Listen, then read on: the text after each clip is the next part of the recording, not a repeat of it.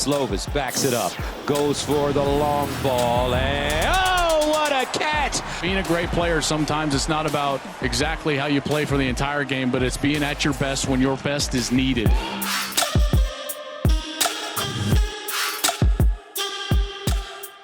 Talk to me about these last two wins. What does it say about this football team that you guys are able to finish strong and get these W's? Obviously, a lot of stuff to clean up. We played not our best game. I think everyone kind of thought that, including starting with myself. So we were kind of thinking, if I played my worst game ever at USC and we put up 35 points and have some good things to look at and come out with a win, that says a lot of good things. Obviously, we got to clean it up and play a lot better, but that is promising to come away with a win when you play badly. I will say this, man. When I was at USC, when me and Matt were at USC, Pete always focused on finishing games, man. No matter how the game started, no matter what happened in the middle, just make sure you finish those games in the fourth quarter. Finishing was a big part of who we were and why we were so successful, man. So I see those same traits in you, and I see those same traits, in this football team, man, and I love that. We're talking about the fourth quarter, and we're talking about finishing. And what we got, as I kind of broke this play down, 4 down, we got linebackers walking up. We got corners stacked by a safety over Drake London to the right. You guys are in doubles.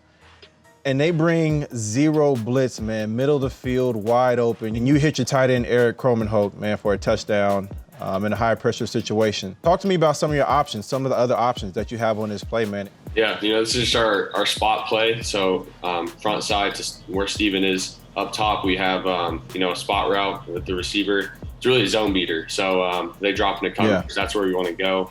But if they bring man or that 0 look where you said, they have no one left, we're taught to read out the slants. You start inside and then work outside. We actually had the exact same play in a scrimmage earlier this year. I threw it to Eric, and not to throw him under the bus, but he dropped it it was a 4th goal. He dropped it, and coach was like, hey, man, work to your best player on the field is Amon-Ra. You don't throw it to Amon-Ra. And I was like, coach, you say every day reads are sacred, so I got to start with Eric. So I'm glad I started with Eric there because he won real big, and great job by him. What was going through your head, though, when you saw 0 blitz, middle of the field, wide open? I couldn't believe they actually ran 0 blitz on this play because the 2 plays before that, they had done a pretty good job at just kind of playing zone. What was going through your head, man, when you saw middle of the field wide open on this play? Me either. I thought I was pretty shocked. Most teams don't man stuff very often.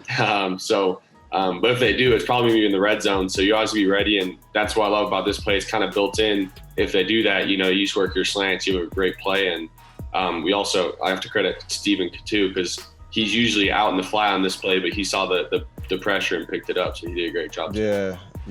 Got to get a running back some love, man. Please. Let's go to the next play, man. This is first and 10, man. 33 seconds left in the game.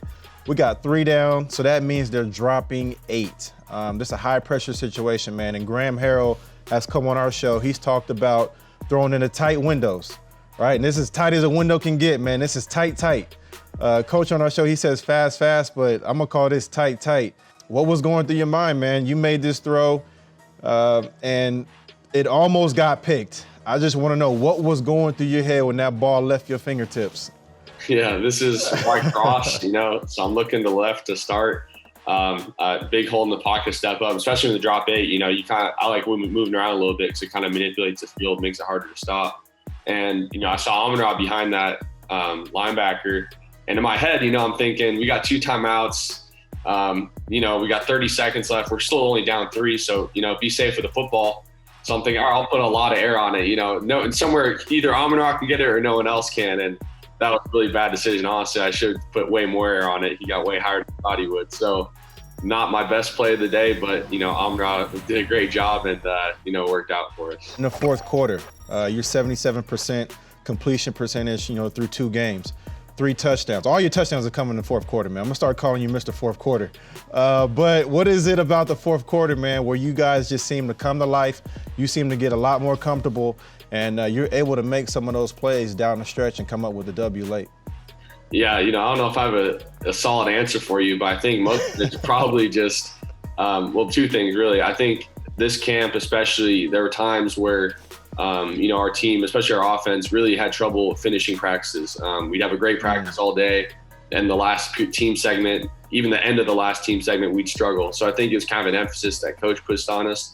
And also, I think as a quarterback, it's just easier when you've seen the defense, the entire day.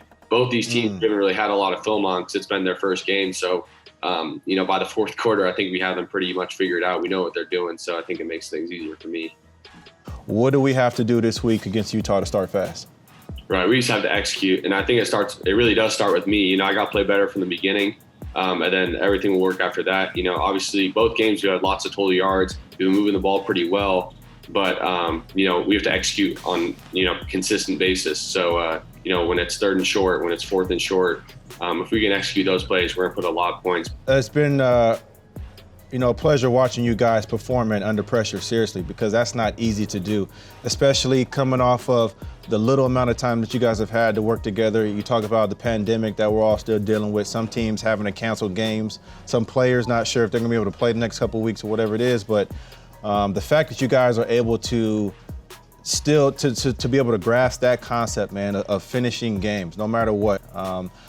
I think that's going to elevate you guys, honestly, for these next couple games that are coming up. It's going to help you guys because you're going to know and feel that no matter what the situation is, we can come back.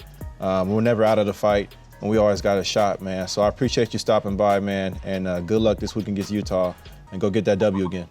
Appreciate it. Thanks for having me. Fox College Football is powered by Ram Trucks, built to serve. Hey, thanks for watching. If you enjoy that clip, make sure you click subscribe somewhere down here. From game highlights to exclusive interviews and rankings, we've got everything you need as a college football fan right here, College Football on Fox.